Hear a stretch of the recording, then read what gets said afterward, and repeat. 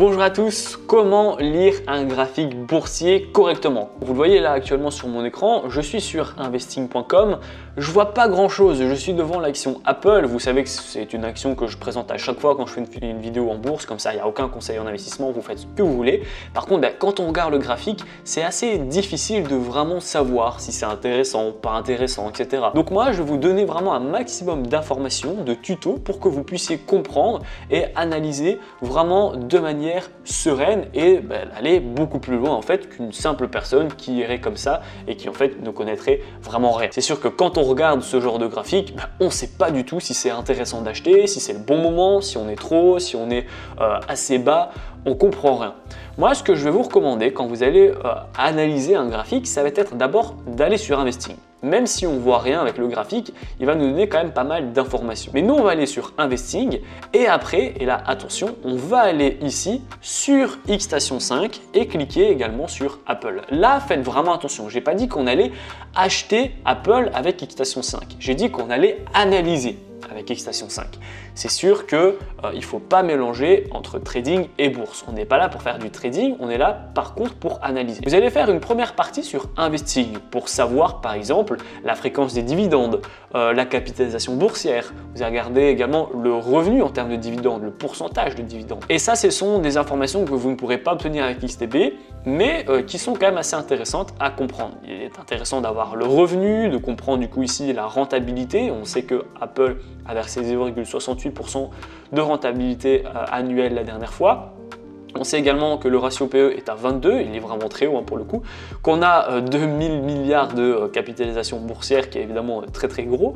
Donc ça, ce sont des informations qui sont intéressantes. Après, vous avez évidemment ici dans l'onglet Finance les dividendes qui sont du coup ni plus ni moins l'historique de dividendes. Donc là, on voit qu'on a eu un versement en novembre 2022, en août 2022, en mai 2022, etc. Donc c'est tous les 3 mois et ça verse, là ça versait 0,20, puis 22, puis 0,23. Alors avant, évidemment, ça donnait plus, mais l'action, elle est plus chère. Elle a été splittée, n'oubliez pas. D'où, en fait, vous voyez ici, la rentabilité est la même si on en verse un peu moins parce que l'action coûte un peu moins cher. Donc voilà, ça, ce sont les informations qui sont intéressantes à prendre en compte. Regardez le dividende, regardez la capitalisation boursière, le pourcentage de rentabilité en dividende. Et vous pouvez également regarder ici, toujours dans l'onglet Finance, vous allez pouvoir regarder en cliquant sur Annuel, ici, pas attention faire l'erreur de cliquer sur tous les 3 mois, mais bien de cliquer sur Annuel, le revenu net en fait. Donc là, c'est de droite à gauche, on est en 2019, 2020, 2021 et 2022, donc ne faites pas l'erreur, on regarde bien de droite à gauche et c'est censé être de plus en plus gros. Donc là, on est à 55 000, 57 000, 94 000, 99 000. Donc c'est bien, on voit que les revenus nets d'Apple augmentent d'année en année. Et ça, encore une fois, c'est une information que vous ne pouvez pas savoir si vous analysez uniquement un graphique entre guillemets lambda. Ce sont des données que vous devez aller chercher par vous-même pour savoir si c'est une action qui est intéressante ou non. Vous pouvez voir ici suffisamment quand vous dézoomez le bouton, enfin c'est une sorte de cercle vert avec un D, c'est justement les versements de dividendes. Donc chaque fois que vous voyez ici D sur un graphique, alors là Apple c'est tous les 3 mois donc il n'y en a pas beaucoup, mais parfois vous allez le voir beaucoup plus souvent, ce genre de logo, ça veut dire qu'on a versé des dividendes. Et donc c'est intéressant de comprendre combien on a versé, à quel prix on l'a versé. Vous voyez qu'ici on est quand même assez haut et on a versé 0,23 et là on était quand même beaucoup plus bas, on avait presque, là on était à 170 on va dire et là on était à 146, donc on avait 25 $ par action en moins et on a versé le même nombre de dividendes. Donc ça c'est quand même intéressant, c'est quand même une bonne donnée, c'est-à-dire que peu importe si les prix montent ou si les prix baissent, vous allez recevoir globalement le même dividende et ça c'est intéressant pour la sécurité. Donc maintenant que vous avez toutes les, les données techniques, on va aller voir justement le graphique, qu'est-ce que ça donne. Quand on veut analyser un graphique pour savoir si c'est intéressant ou non, il faut toujours aller au minimum, enfin au maximum, ça dépend de quel côté vous voyez les choses, en D1. Je dirais D1 c'est du coup le minimum et ensuite le maximum ça peut être du mensuel si vous voulez, même si c'est pas... Bon, mensuel, c'est un peu forceur pour le coup, vous n'avez pas forcément d'avoir besoin d'aller aussi loin, on voit très peu de choses en mensuel. Moi, ce que je vous recommande, c'est d'aller en weekly et en daily. Weekly, on a un bon visuel, on a évidemment une super belle croissance. On a ici quand même à court terme une tendance baissière. Par contre, il n'y a pas le feu, il n'y a pas mort d'homme parce que regardez, on est toujours au-dessus de cette zone qui est très importante. C'est les niveaux, on va dire grossièrement, des 130. Voilà. Vous voyez qu'ici, ça faisait office de très grosse résistance. Là, on a eu un très gros rebond où on est passé de 130 à 176. Et là aussi, on a cassé les 130, mais on n'a pas clôturé au-dessus. Et donc voilà, on est reparti aussi. Les prix ont pris 13% de rentabilité depuis le rebond. Donc on sait globalement avec Apple que plus on va se rapprocher des 130, plus c'est intéressant d'acheter. Voilà. Maintenant ici, on a une résistance aussi à court terme. Vous voyez là, enfin à court terme, on est quand même en weekly, mais je veux dire actuellement. Les prix sont sur une résistance. On a eu ici une résistance, on a eu un rebond là, et donc là on est actuellement sur la résistance. Maintenant, on va pas trop regarder ça parce qu'étant donné qu'on achète maintenant et qu'on va revendre dans 10 ans ou dans 20 ans, on va pas trop regarder les résistances. On va plutôt et surtout regarder les points d'entrée. Donc là on voit qu'il y a un point d'entrée optimal, c'est vraiment le point d'entrée le plus intéressant qui serait du coup autour des 130. Bon là je suis à 128, 129. On va pouvoir aller par exemple en D1 pour voir si on n'a pas d'autres opportunités vu qu'on va zoomer et qu'on n'aurait pas forcément vu en D1. Et là quand on dézoome, on voit qu'on a un autre niveau qui est assez intéressant, c'est ce niveau-ci. Effectivement ici on a donc un travail de résistance, résistance aussi, résistance ici, support, support, support. Quand je dis support, c'est qu'on a des rebonds techniques, rebond, rebond, rebond et rebond ici. Et donc là, on a cassé. Vous voyez ici qu'on a tenté, mais on a échoué, mais là, on a fini par casser.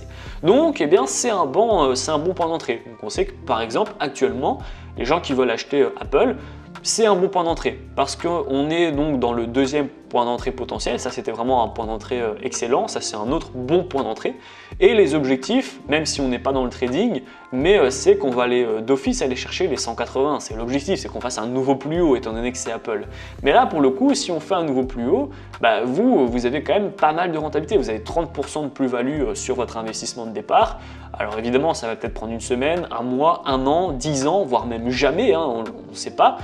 Maintenant, c'est un bon point d'entrée, parce que plus vous êtes bas, plus lorsqu'on va revenir sur le point d'entrée précédent, vous avez déjà fait une belle rentabilité, alors qu'on est juste sur le plus haut précédent. Donc voilà, ça c'est vraiment important. Vous allez aller en D1 ou en W1, et ensuite, vous allez regarder, d'un point de vue price action pur et dur, on n'a pas besoin d'indicateur parce que c'est très lent et on a un gros décalage qui n'est pas forcément utile, où on va avoir justement les points les plus importants. En fait, vous pouvez mettre un RSI à la rigueur, mais on sait très bien qu'ici, le RSI va nous donner un signal, étant donné que on le voit dans le price action que c'est un niveau qui est très bas. Donc voilà comment identifier et comment à lire un graphique, en fait, un boursier comme un pro. On va chaque fois aller dans des unités de temps cohérentes, donc D1 ou W1. Ensuite, on va mettre du price action pour élaborer et justement analyser, tracer les supports. On va chaque fois regarder les supports parce qu'on veut acheter vu qu'on est en bourse et donc on veut aller se positionner le plus proche possible des supports et le plus bas possible, sans pour autant que ça soit un signal de retournement. Donc c'est pour ça qu'il faut trouver le juste milieu entre c'est intéressant et c'est un retournement de tendance, ça va se casser la gueule. Donc une fois que vous avez fait ça, vous pouvez aller sur DEGIRO, sur XTB à la limite si vous avez un autre portefeuille dédié à la bourse à ce moment-là, mais ne mélangez pas trading et bourse, ou alors vous pouvez aller sur Interactive Broker. Donc voilà comment analyser un graphique. Vous avez maintenant toutes les informations les plus importantes à analyser sur Investing et ensuite vous pouvez faire un tour sur xStation 5 pour être un peu plus précis dans le point d'entrée et vous savez du coup à ce moment-là que c'est un bon point d'entrée. C'est pas phénoménal, mais c'est un bon point d'entrée. N'oubliez pas que vous pouvez très bien mettre un ordre à court limité ou vous pouvez ne pas l'acheter à 140 mais peut-être essayer de l'avoir à 135. On ne sait jamais, peut-être que ça peut le toucher à 135 et à ce moment-là vous avez encore une fois gratté quelques rentabilités, quelques pourcentages de rentabilité. On ne va jamais cracher sur 1, 2, 3% de rentabilité. Pourquoi pas en fonction de si ça baisse plus ou moins fortement. Dites-moi dans tous les cas en commentaire comment vous faites pour investir, pour lire un graphique boursier. Est-ce que vous utilisez plutôt les unités de temps court-termistes ou alors est-ce que vous êtes dans les mêmes unités de temps que moi? Vous utilisez peut-être un autre site qu'investing.com. Donc n'oubliez pas de vraiment me donner votre retour dans l'espace commentaire. Je serai ravi d'avoir votre retour. Et puis, je ne peux que vous recommander de cliquer dans la description et de cliquer sur la formation Action Rentable. C'est le premier lien dans la description. Ça va vous permettre d'investir, de savoir vraiment comment faire pour investir et surtout d'acheter des actions qui sont super solides, qui vont exploser, qui vont continuer de monter et qui vont vous payer peu importe si ça monte ou si ça baisse comme on le voit ici. Peu importe le point actuel au marché, vous allez recevoir vos dividendes tous les mois. Donc je vais vous donner des critères super intéressants, des plateformes, je vais vous donner plein en fait de tutos et d'astuces qui vont vous permettre de savoir investir dans des pépites. Donc je vous recommande vraiment de cliquer dans la description et de prendre connaissance de la formation Action Rentable. Et puis bien si la vidéo vous a plu, n'hésitez pas à la liker, à la partager, surtout abonnez-vous. Moi je vous dis à très bientôt pour les prochaines vidéos.